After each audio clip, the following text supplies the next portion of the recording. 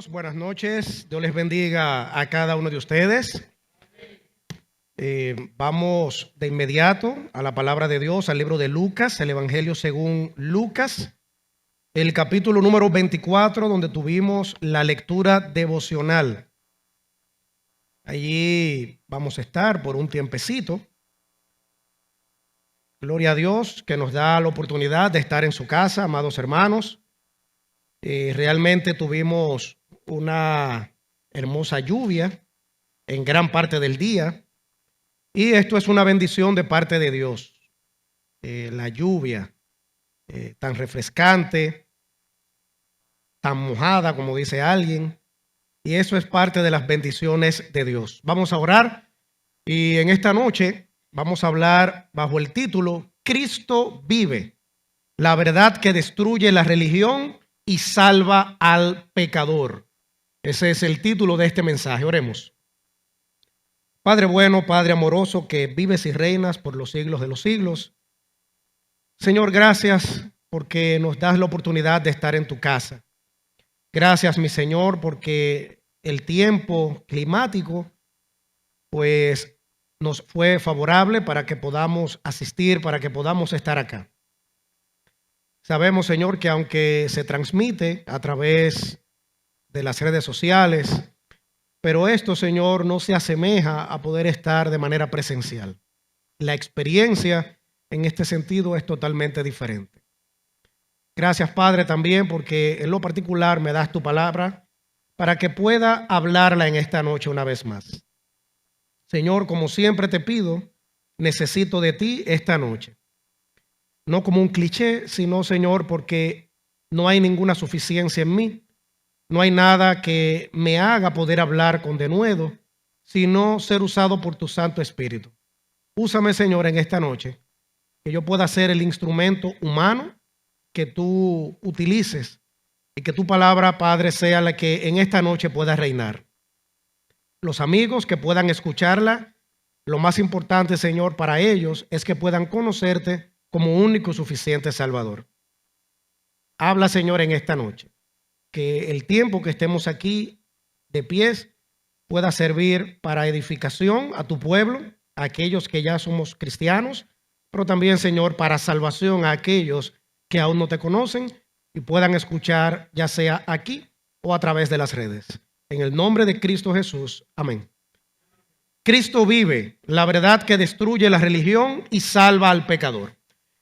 Hay muchas cosas que realmente son trascendentales en este mundo.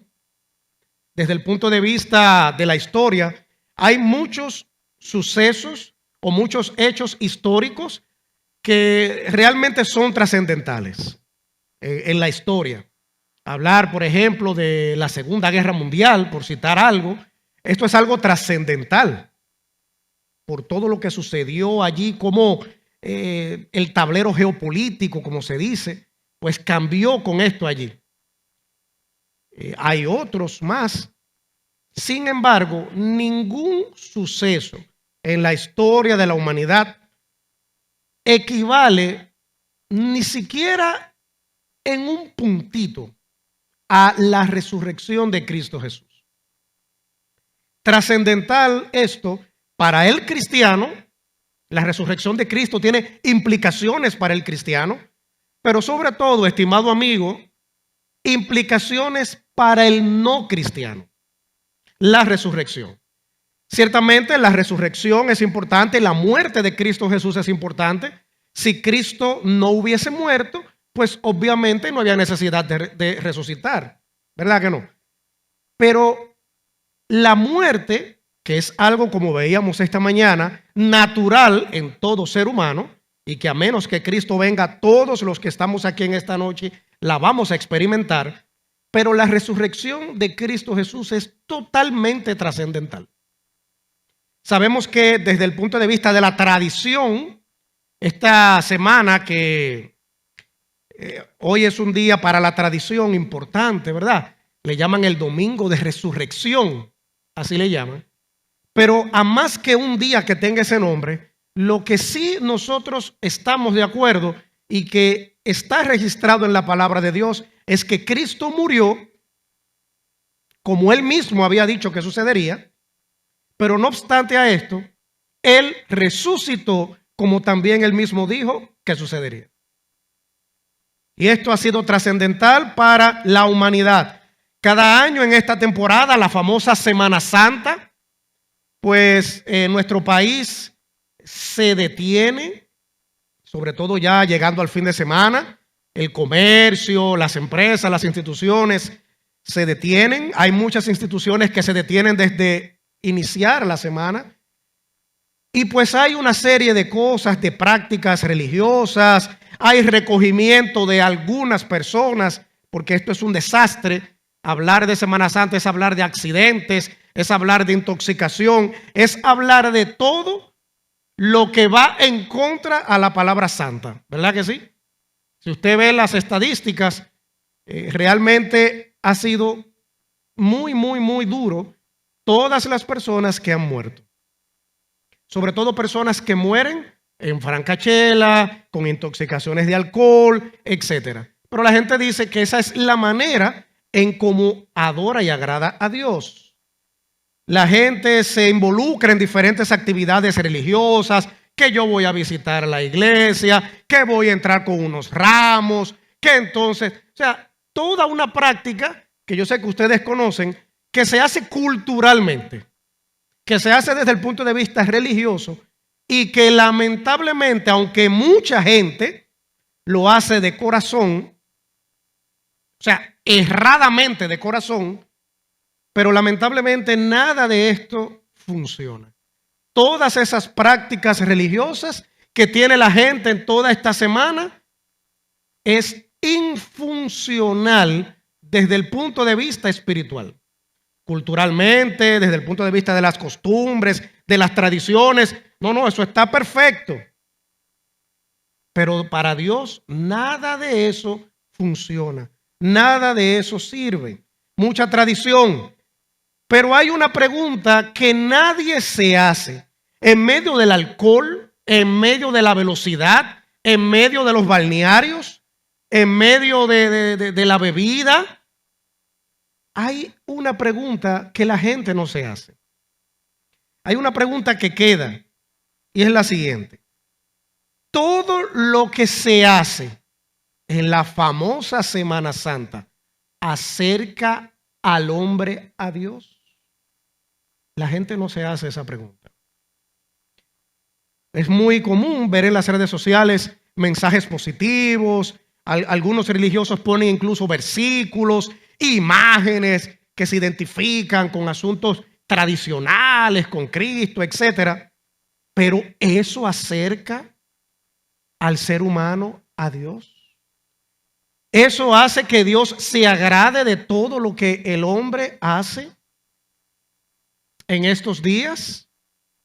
¿Dios recibe esto o simplemente sirve para tranquilizar y poder acomodar conciencias? Esto de la Semana Santa, estimados hermanos y amigos que nos visitan y nos ven a través de las redes, vendría siendo un placebo.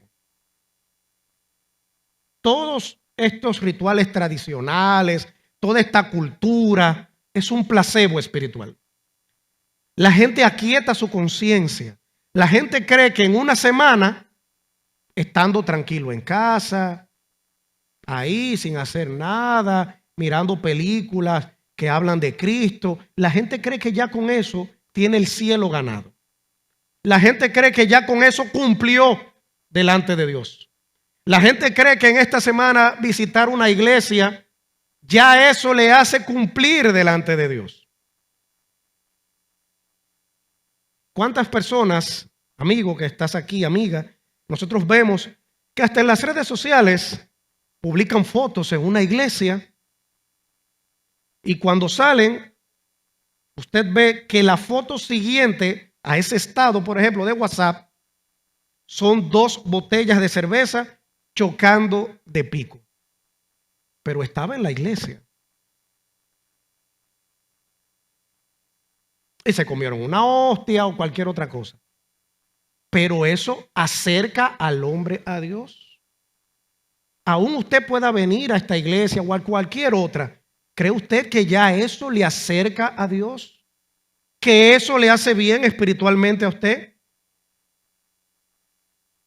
Una cosa es recordar a Cristo, que es lo que supuestamente la gente hace en estos días, y otra muy diferente es conocerlo como Salvador vivo. Son dos cosas totalmente diferentes. Vamos a Lucas, aquí capítulo 24. Leímos los primeros 6 versículos de este capítulo, un capítulo precisamente que habla de la resurrección de Cristo Jesús. Y el versículo, nos vamos a centrar en uno. Si ustedes se fijan, el versículo número 5 de Lucas capítulo 24, vamos a leerlo desde el 4, dice: aconteció que estando ellas perplejas por todo esto, he aquí se pararon junto a ellas 2 varones con vestiduras resplandecientes. Y como tuvieron temor y bajaron el rostro a tierra,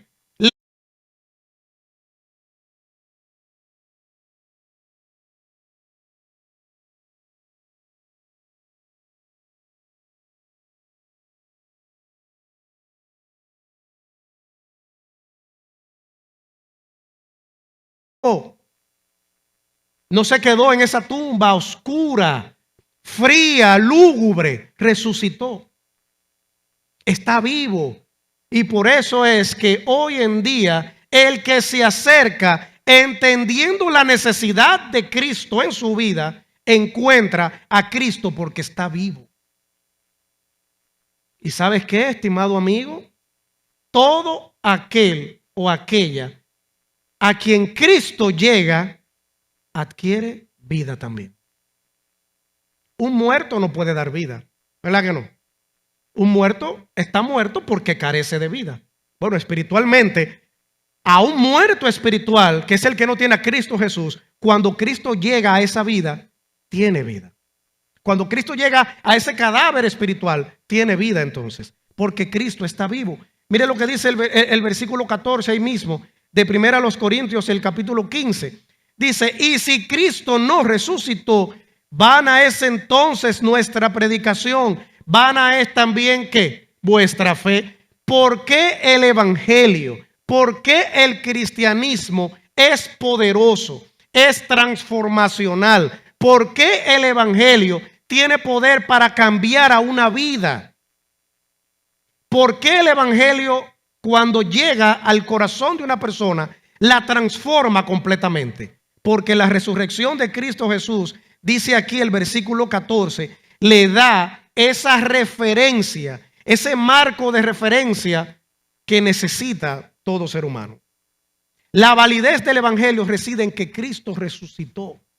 Y como Cristo resucitó, el evangelio es real. El evangelio no es un invento. El evangelio no es el opio de los pueblos. El evangelio no es un invento para manipular la mente, el raciocinio de la gente. El evangelio es poderoso porque se centra en aquel que murió, fue sepultado y resucitó y está vivo. Ahí es donde reside el poder del evangelio. El poder del evangelio no reside en una tumba oscura. Tenemos aquí detrás, ¿verdad?, una simulación. Bueno, no es en una tumba oscura con olor a moho y húmeda, no es ahí. Es en la persona de Cristo Jesús donde reside el poder del evangelio. De hecho, el mismo apóstol Pablo lo dice en Romanos capítulo 1, versículo 16. El evangelio es poder de Dios para salvación. Lo que necesita la gente no en Semana Santa, los 365 días del año. Y si es bisiesto, 366. La resurrección de Cristo Jesús da poder y le da validez a la fe del cristiano.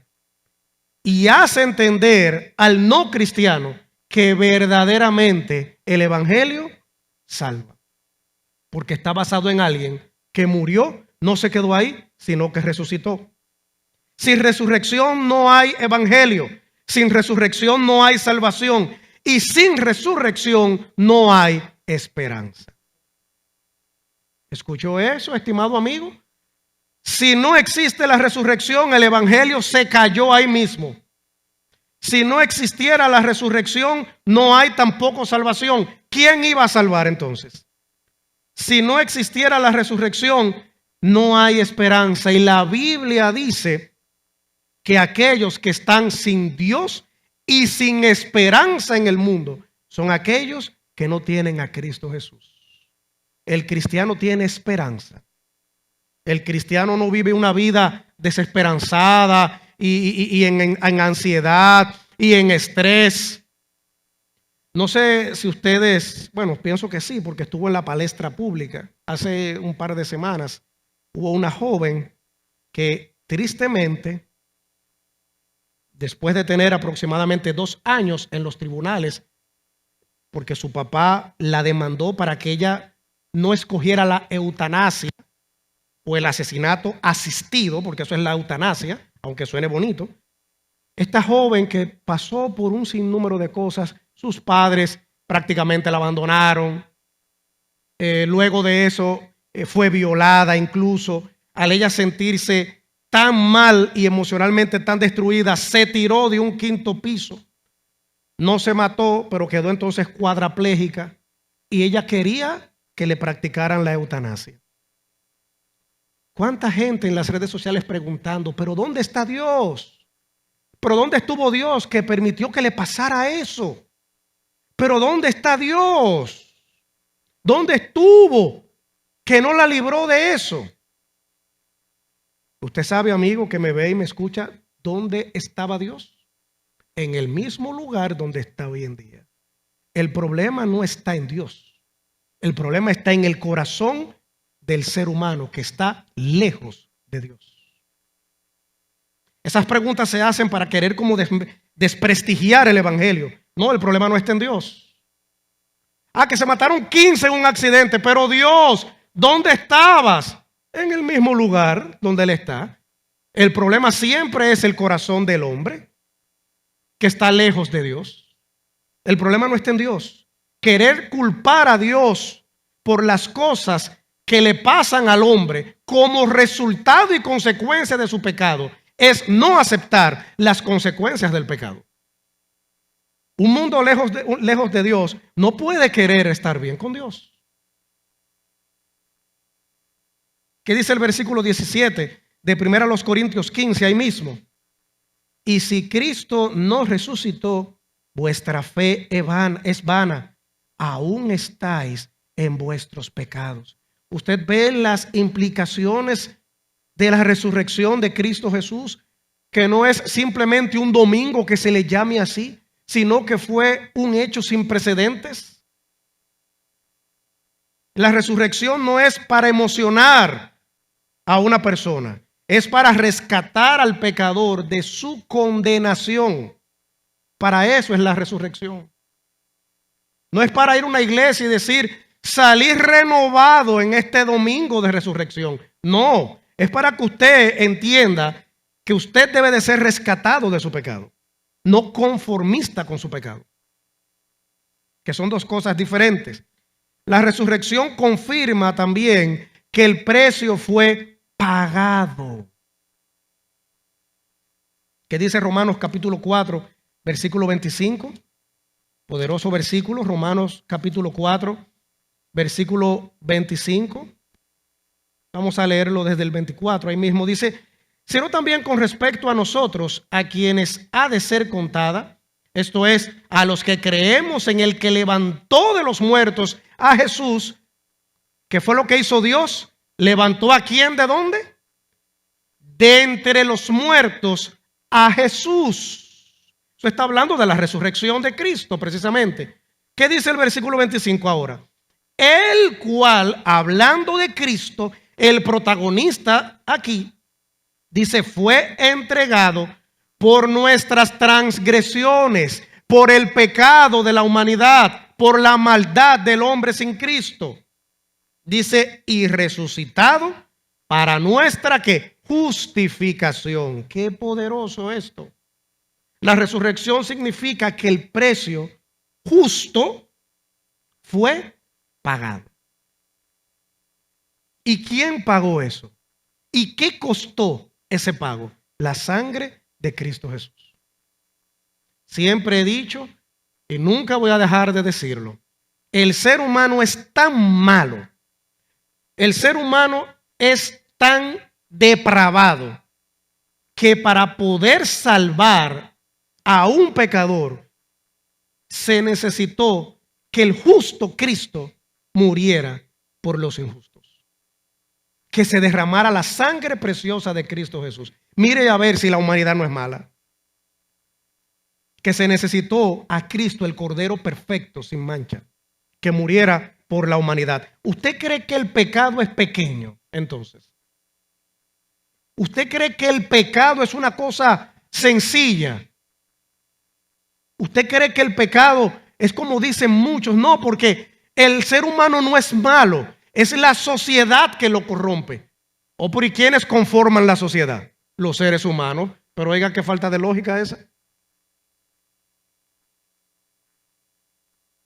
Costó la sangre de Cristo Jesús.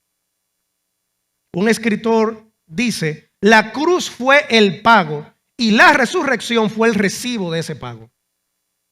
Tremendo eso. Cristo murió, estimado amigo, por ti, para que tengas la oportunidad de entender tu condición de pecado frente a Dios, para que tengas la oportunidad de verte como un pecador penitente y para que tengas entonces la oportunidad de ver tu propia necesidad, para que puedas entender que necesitas a Cristo que murió por ti. Eso no es un asunto de una imagen, de un cuadro. Eso es real. De que necesitas a Jesús. Tú no necesitas la moralidad. Tú no necesitas buenas costumbres. No, yo digo buenos días siempre donde llego. Tú necesitas es a Jesús. A ese que fue entregado, dice el versículo 25 de Romanos 4, por tu pecado, por tus transgresiones, por tus ofensas a la santidad de Dios. Eso es el pecado. El pecado no es, no, pero eso no es nada. Eso no es nada. Sí, el pecado sí es algo, porque el pecado desagrada a Dios. Y el pecado, como te dije, costó la vida de Cristo. Entonces no diga que el pecado no es nada. Que hay gente que le gusta quitarle como el peso al pecado. No, porque todo lo que a uno le gusta es pecado. Hay gente que empieza como a querer razonar con esto. ¿Y por qué es que a Dios le molesta todo lo que uno quiere hacer? Es que si lo que a ti te gusta hacer es pecado, Dios va a decir que estás mal.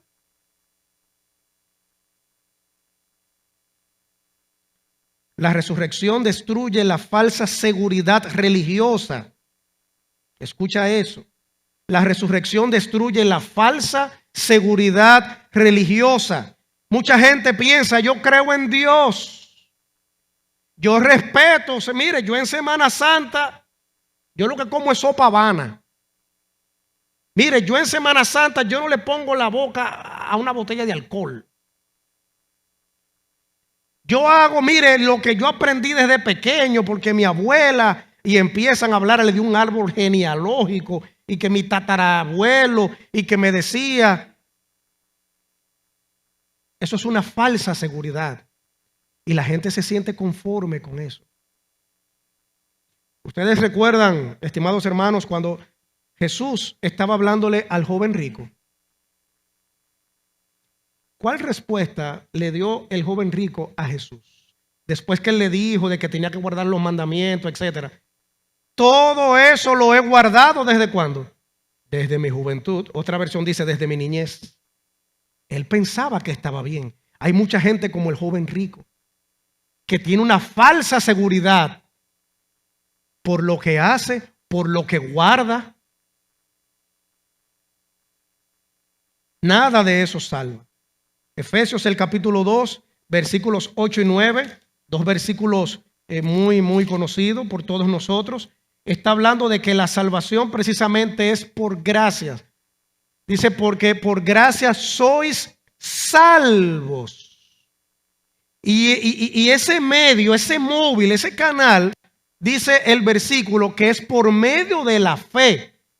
Pero no la fe en una cosa, No la fe en una religión, no la fe en una práctica, en una liturgia extraña. La fe en Cristo Jesús. Dice por medio de la fe.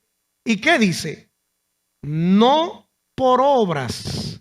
Esto no es del ser humano, ¿eh? Eso no es por las propias fuerzas del ser humano. Eso es de Dios. La salvación viene de Dios mediante Cristo Jesús.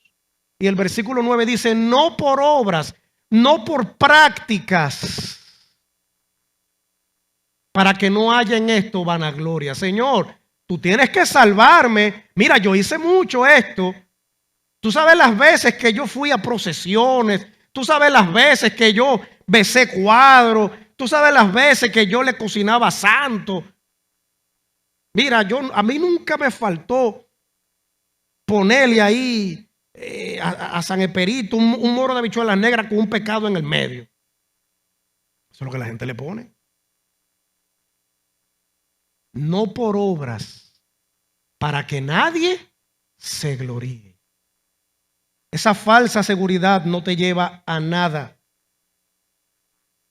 Solo te hará pensar que estás bien delante de Dios. ¿Cuánta gente está engañada con una falsa seguridad? ¿Cuánta gente muere creyendo en una falsa seguridad? Tito capítulo 3, versículo 5. Tito capítulo 3, versículo 5 nos dice acá, versículo 4, vamos a leerlo desde acá. Pero cuando se manifestó, ¿qué cosa, amigo? La bondad de Dios. Dice, nuestro Salvador y su amor para con los hombres. ¿Qué es lo que tiene Dios para con la humanidad? Amor. ¿Qué sigue diciendo la palabra de Dios? Nos salvó, le dice Pablo a Tito, no por obras de justicia que nosotros hubiéramos hecho, sino, y mire qué poderoso es esto, sino por su misericordia, por el lavamiento de la regeneración y por la renovación en el Espíritu Santo. No son las obras que tú puedas hacer. Nada de lo que pueda hacer un ser humano puede asombrar a Dios. Nada de lo que pueda hacer un ser humano puede hacer que Dios le entregue la salvación. Ah, no, pero toma, tú te la mereces, toma. Porque eso es inmerecido. Fíjense que ahí habla de la misericordia de Dios. Y Efesios capítulo 2, versículo 8, hablaba de la gracia de Dios. No es por lo que el ser humano pueda hacer, por lo que posea, por el intelecto que tenga, por el estatus social que tenga. No, es por la misericordia de Dios. La salvación no viene por tradición. La salvación viene por una transformación cuando el pecador sin Cristo conoce a Cristo como su único y suficiente Salvador. Ahí es que encuentra salvación. No es por la tradición, no es por lo que tú puedas guardar, no es por lo que tú puedas hacer, es por obra y gracia de Dios, a través de la persona de Cristo Jesús. Finalmente, la resurrección exige una respuesta personal tuya. Hechos capítulo 17, versículos que conocemos, Hechos capítulo 17, los versículos 30 y el 31.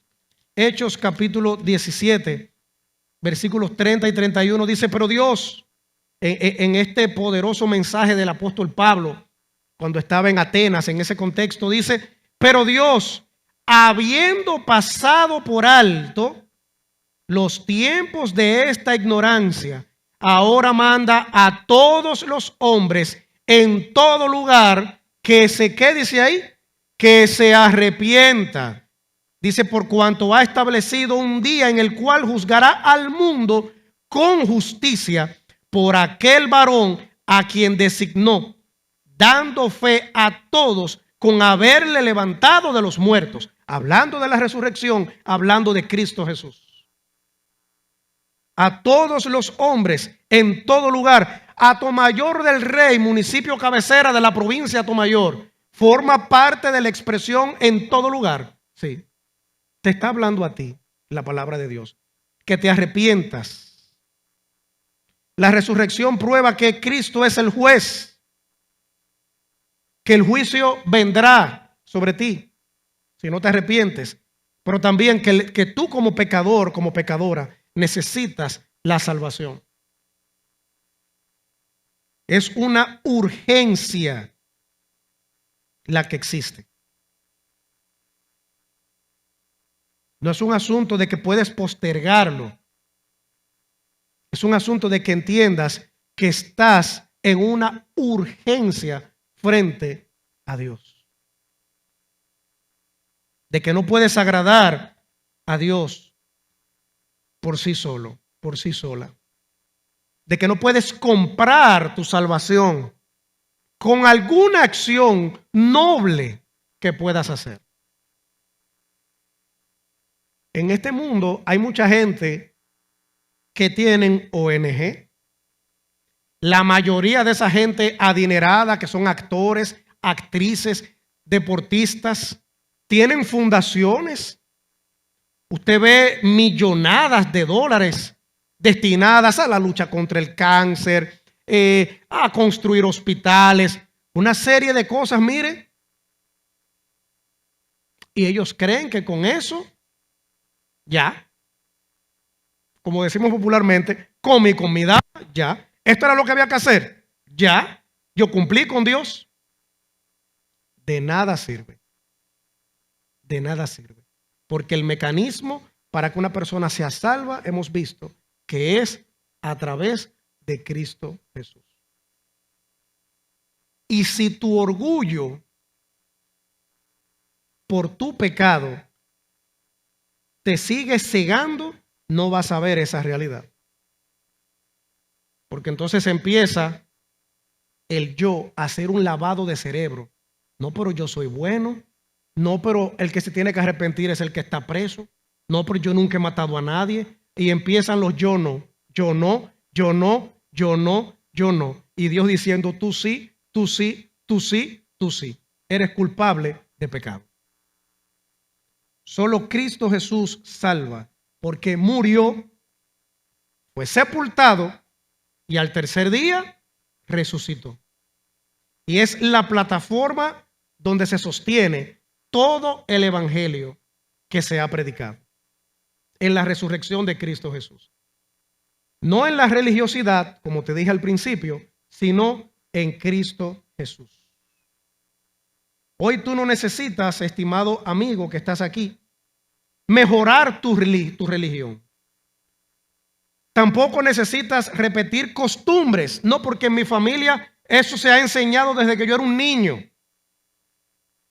Tú no necesitas intentar ser mejor persona, no, porque yo quiero ser la mejor versión de mí. La mejor versión de un ser humano es tan pecadora como la anterior. Y si en esos términos es la mejor versión de una persona, está en Cristo Jesús. Porque Cristo Jesús transforma.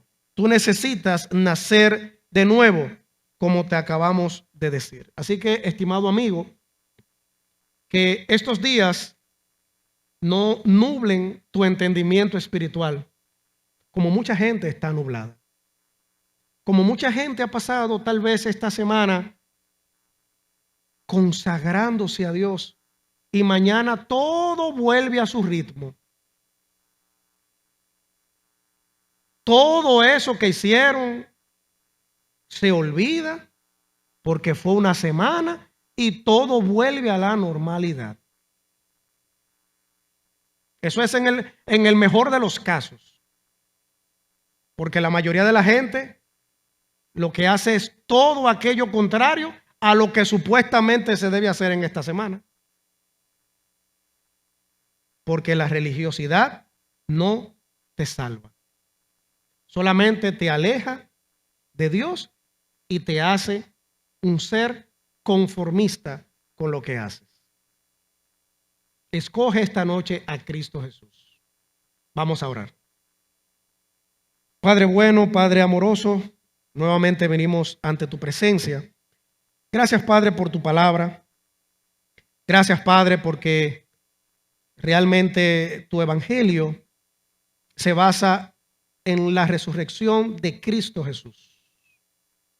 Ahí es donde está el eje central de todo. Permita, Padre, que los amigos que han podido escucharnos a través de la transmisión o que puedan estar aquí también, puedan entender estas realidades que son impactantes. Entender que el sepulcro está vacío, pero muchos corazones siguen llenos de pecado. Entender que Cristo vive, pero muchos siguen viviendo como si Cristo estuviera muerto. Que entiendan que hoy pueden salir